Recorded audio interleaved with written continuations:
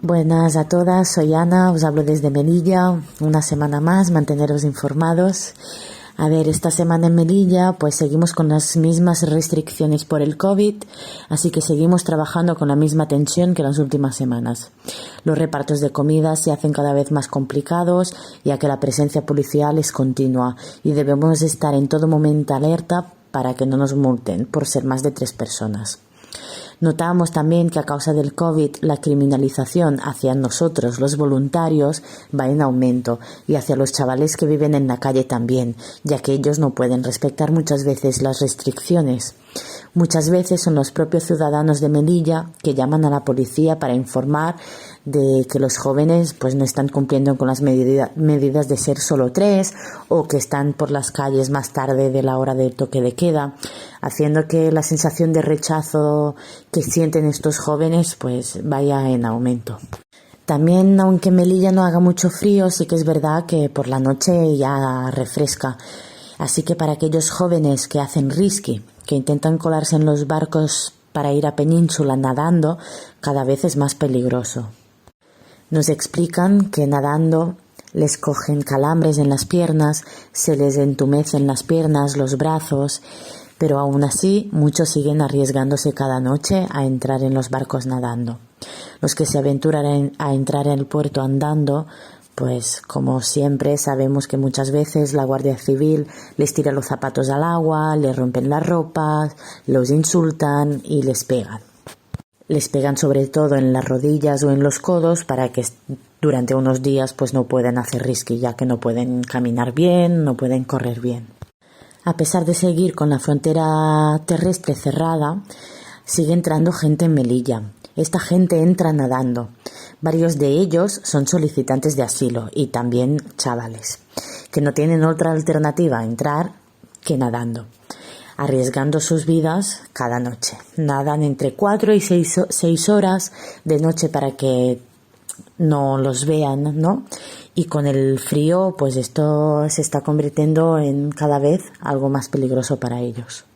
Y por último, pues informaros de que el centro de menores de Melilla, el Purísima, cerrará 2 semanas a causa de varios positivos entre los menores, hecho que les angustia bastante, ya que el centro no tiene las mejores condiciones de habitabilidad ni de comodidad para estar confinados otra vez. Aunque es verdad que ahora no tiene a los 900 chavales que han llegado a tener, sí que siguen superando su capacidad inicial. Así pues los jóvenes no están en las condiciones en las que deberían estar cualquier menor, tutelado por el Estado. Bueno, y eso es todo. Y una semana más, muchas gracias.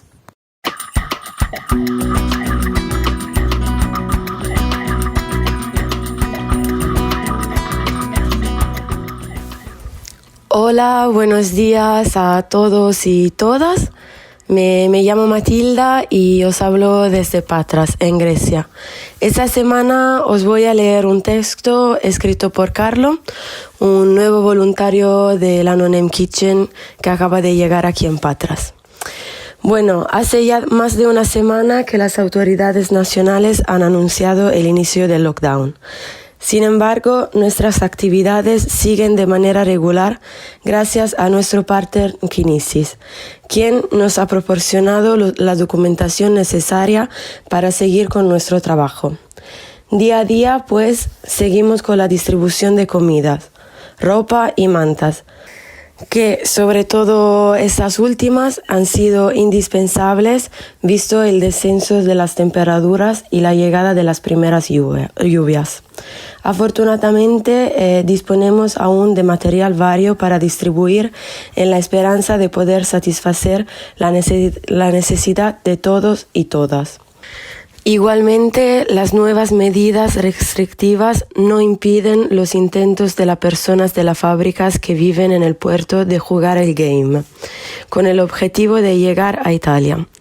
Hablando de llegar a Italia, tenemos buenas noticias para compartir con vosotros y vosotras.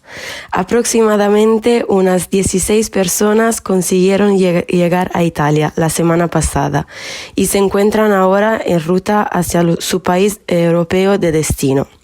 Y entonces por eso estamos muy felices. Además, sabemos de un chico que fue devuelto en caliente la semana pasada y que sin embargo se encuentra ahora de nuevo en Italia. Ha conseguido el game una segunda vez, a pesar de las múltiples dificultades. Desafortunadamente, sabemos también de jóvenes que no lo consiguen con tanta facilidad y resultan heridos durante los tentativos, como es el caso de un menor a quien hemos tenido que grapar un corte profundo en la pierna. En la misma línea hablamos esta semana con un joven afgano que nos contó que fue devuelto en caliente de Italia hasta Grecia, para ser consecutivamente devuelto en cadena hasta Turquía. A pesar de que no es el primer caso que oímos de devoluciones en cadena, ese chico decidió reempezar de nuevo su viaje, con la esperanza de llegar esta vez a su destino. Y como siempre, los voluntarios y las voluntarias de No-Name Kitchen siguen aquí cada día para denunciar las ilegalidades que pasan en el puerto de Patras, para dar una sonrisa a los chicos que regresan y alegrándonos todos juntos para quien consiguió llegar a Italia y a su país de destino. Eso es todo desde Patras. Muchas gracias por escucharnos y hasta la próxima semana. Un abrazo.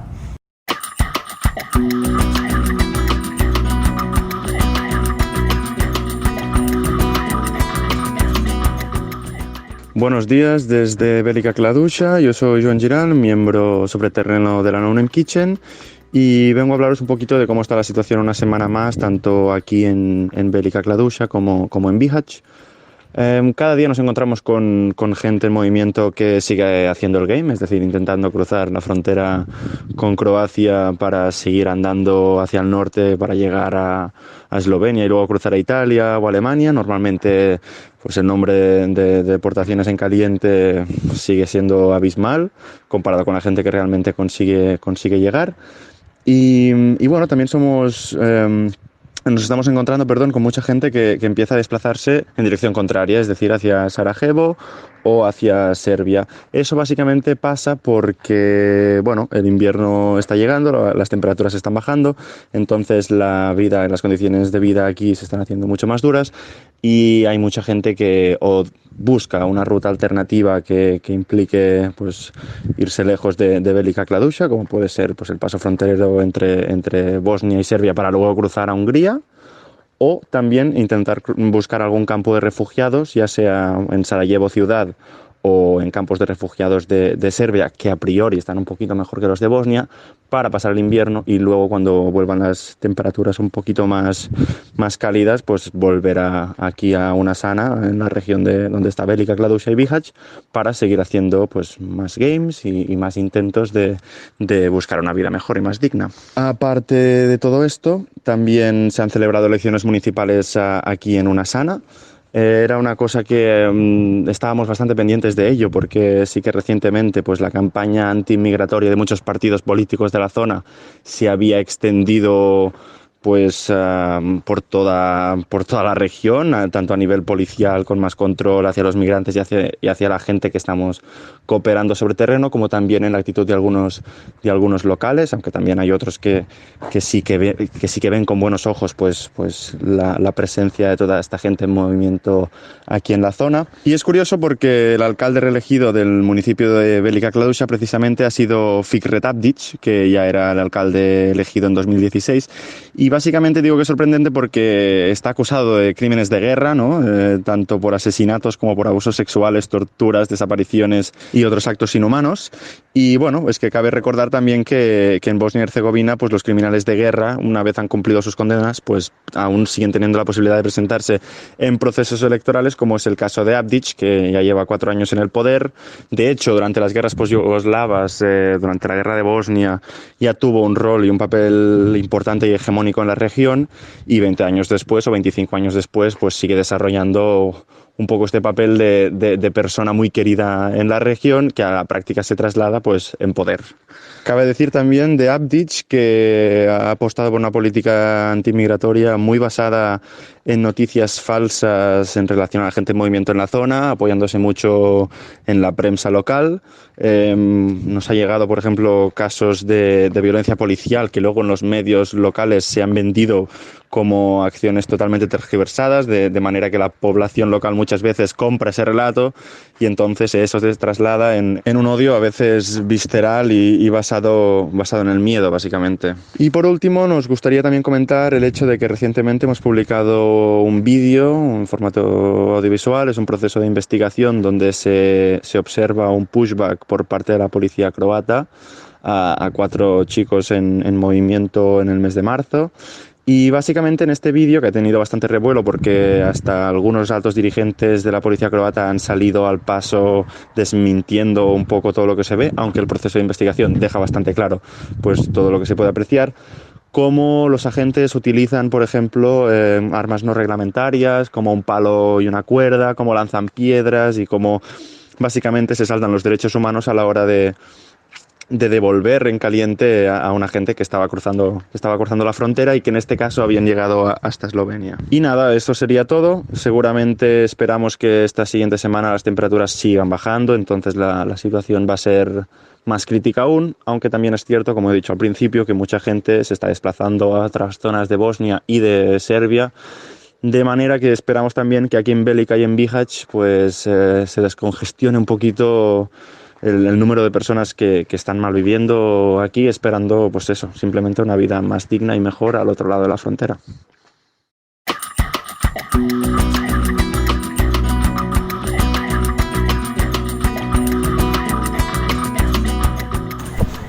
Hola, buenas noches. Me llamo Ana y os estoy mandando este podcast tan especial desde Šid. Es un pequeño pueblo que, bueno, muchos de los que estéis escuchando este podcast entiendo que ya sabéis desde el lugar del que hablo. Esta pequeña localidad fronteriza con Croacia, está en Serbia, pero hace frontera con Croacia, y por esa razón por la que estamos tan cerquita de la Unión Europea hay muchos migrantes que vienen aquí porque intentan abrirse paso a la Unión Europea para poder pedir asilo, porque aquí es imposible. Pero obviamente ahí en la frontera se encuentran con barreras de violencia, de rechazo, o sea que no es nada fácil para ellos en absoluto, sobre todo para ellos. En su mayoría son hombres, son chavales los que tenemos, incluso algún niño. Estamos trabajando, estamos dando de comer y proporcionando duchas y dando abrigo. En general jóvenes, bueno, ya lo sabéis, entre 18 y 30 más o menos. Lo que pasa es que también hay chavales de 12, de 14, muy pequeños y viviendo todas estas experiencias, bueno, y aunque tengan 25 o 35 es completamente injusto, ¿no? Y en las últimas semanas yo creo que ya habéis escuchado un poco sobre lo que está pasando por aquí, pero las autoridades se están poniendo cada vez más serias con los voluntarios. Han conseguido ya echar a varios del país, ¿no? Están bajo el pretexto de que no tenemos una visa arreglada para poder distribuir comida, cosa que tras mucho investigar con nuestros asistentes legales de Serbia y abogadas, etcétera, no hay nada ilegal en lo que hacemos. Somos una organización completamente legal que sencillamente nos despertamos por la mañana aquí, nos ponemos a cocinar, lo empaquetamos todo y nos vamos allí a las diferentes localizaciones a repartir. Pero ellos están utilizando esa ilegalidad, están diciendo, bueno, pues que somos unos drogadictos, que envenenamos también la comida que proporcionamos a los migrantes. para un poco caldear un poquito más el ambiente con ciertas partes de la localidad, con ciertas personas que tampoco están de acuerdo con los migrantes, entonces también nos acusan a nosotros y bueno, para caldear todo un poco. Pero a pesar de todo eso seguimos aquí, seguimos cada día haciendo todo lo posible para llegar a las personas en movimiento y a pesar de estas personas, que las hay y las habrá en muchos lugares del mundo, desgraciadamente, hay personas maravillosas en este lugar que nos están ayudando un montón, que están colaborando con nosotros, como por ejemplo un cura evangelista que está muy por la labor por ayudar y queremos incluso trabajar juntos, que eso quizás lo podré contar en el capítulo siguiente si ocurre, pero vamos, gente maravillosa como en todos los lados y gente más cerrada de mente como en todos los lados, pero no nos puede parar la intolerancia para seguir haciendo lo que queremos hacer, que es ayudar básicamente. Y bueno, las autoridades no solo se han quedado ahí en envenenar con todas estas historias o perseguirnos a nosotros, sino que además, con orden de parte del gobierno, junto con la policía, fueron los militares, fueron como hace 4 noches más o menos, y se acercaron a una de las jungle. La jungle es como lo llaman los migrantes al bosque, ¿no? Donde ellos duermen. Y estaban durmiendo, era ya por la mañana, pero muy amaneciendo. O sea, era casi noche-mañana, vamos. Y estaban allí durmiendo en sus tiendas, les despertaron, les rajaron las tiendas, les quitaron todas las pertenencias, limpiaron lo que es the jungle para ellos, los metieron en un autobús y se los llevaron camino a un campo de refugiados, algo lejos de aquí, de camino hacia el sur, para que no pudieran volver, y en cuanto llegaron les pusieron en cuarentena 14 días sin poder salir. En campos de refugiados que ya no caben, van a estar hacinados, en los que muchas veces reciben violencia, en los que la comida ni tan siquiera es buena, todo es muy cuestionable en este sentido. Y allí los mandaron, sin previo aviso y en contra de su voluntad.